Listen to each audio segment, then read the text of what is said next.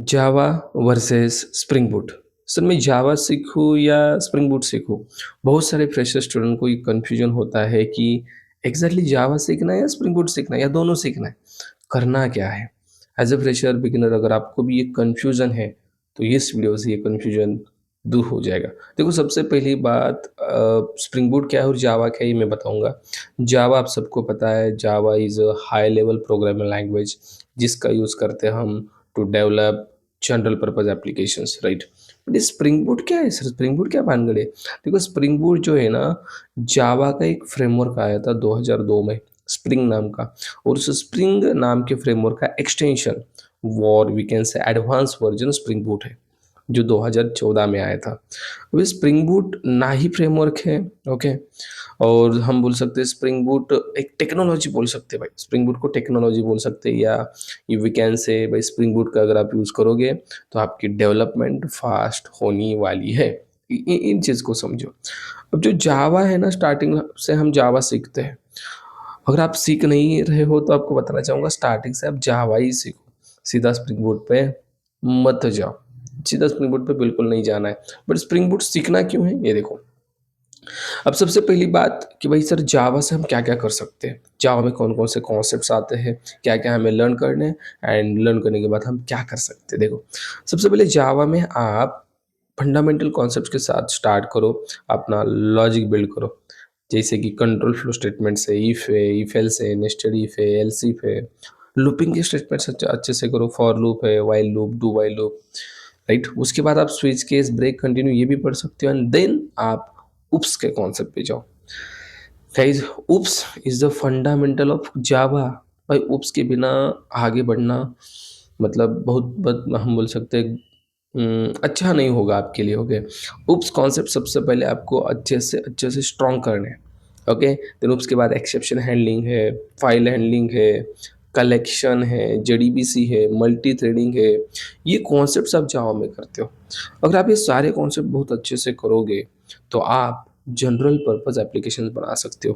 Like web application की मैं बात नहीं करूँगा, बिकॉज वेब एप्लीकेशन के लिए सर्वर चाहिए, तो आपको और एडवांस जावा के टूल्स पढ़ने पड़ेंगे, ओके। बट सिंपल ही इतना जावा पढ़ के जो अभी मैंने बताया, multi threading, JDBC, collection, oops concept, exception handling and fundamental concepts, इससे लॉजिक बना के आप आगे जाके सीधा स्प्रिंग बूट को छू सकते हो, अगर आपका कोर जो जावा है ना वो स्ट्रॉन्ग है।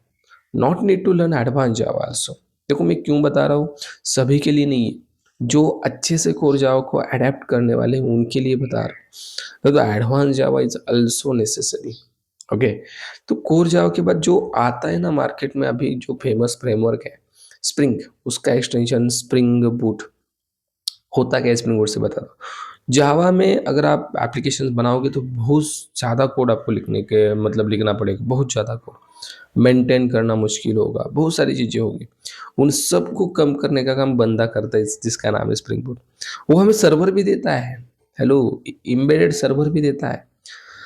उसके अंदर कॉन्फ़िगरेशन कुछ भी नहीं मिलेगा आपको, नाम मात्र मिनिमल कॉन्फ़िगरेशन आपको उसके अंदर मिलेगा, बहुत छोटा कॉन्फ़िगरेशन स्प्रिंग बूट के अंदर। स्प्रिंग बूट से हम वेब एप्लीकेशन चुटकी में बना सकते हैं, कुछ मिनट्स में बना सकते हैं। तो बहुत गजब की चीज़ है स्प्रिंग बूट।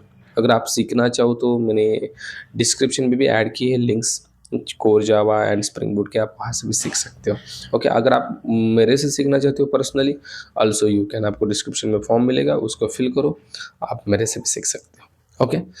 तो ये जो जावा है ना, ओनली जावा, इसका यूज़ करके वेब एप्लीकेशन बनाना, लाइक सर्वर साइड एप्लीकेशन बनाना मुश्किल नहीं है। Yes we can do that.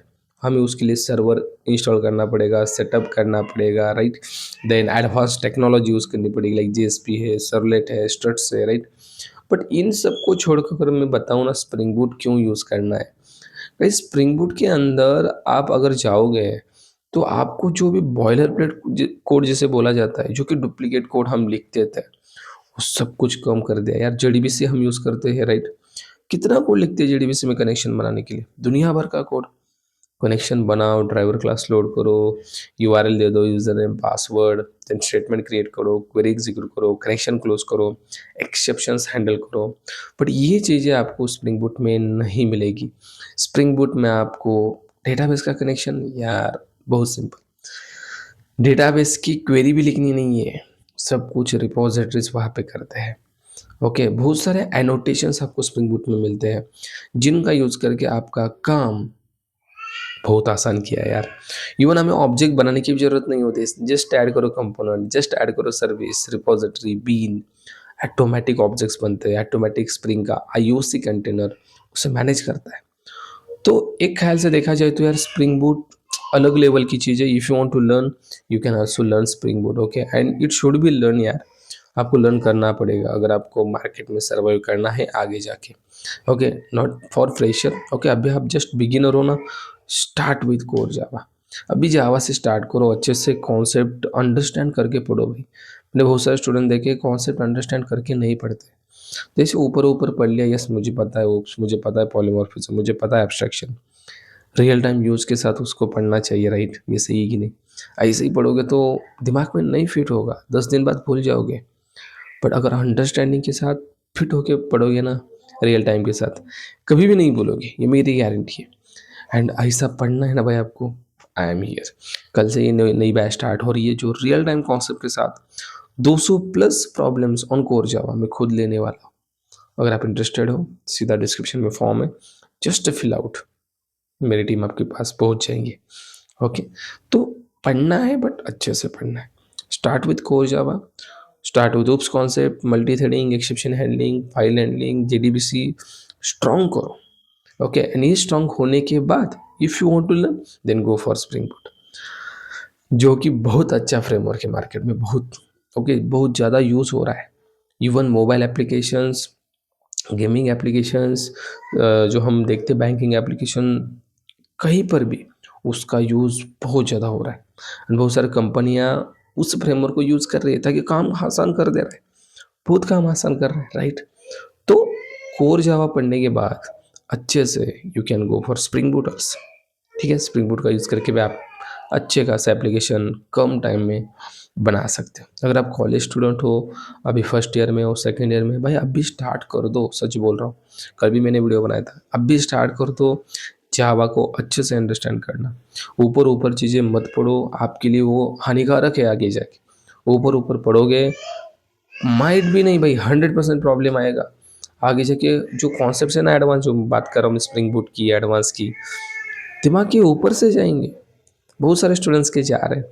तो डीप में कॉन्सेप्ट अंडरस्टैंड करना सीखो, लॉजिक अपना जितना बढ़ा सकते हो बढ़ाओ भाई। प्रेशर कैसे बनाना है, ऑलरेडी मैंने बहुत सारे वीडियोस बनाए, उसके ऊपर आप चेक कर लेना, और डिस्क्रिप्शन चेक कर सकते हो, आई बटन चेक कर सकते हो, आपको वो भी वीडियोस मिल जाएंगे, how to improve the logic. Okay, मेरे साथ लॉजिक इम्प्रूव करना है, आ जाओ। ओके, डिस्क्रिप्शन में फॉर्म है, if you want to join then just fill the form. Okay, मैं मिलता हूँ आपको नेक्स्ट वीडियो में ऐसे इंटरेस्टिंग टॉपिक लेके। Thank you.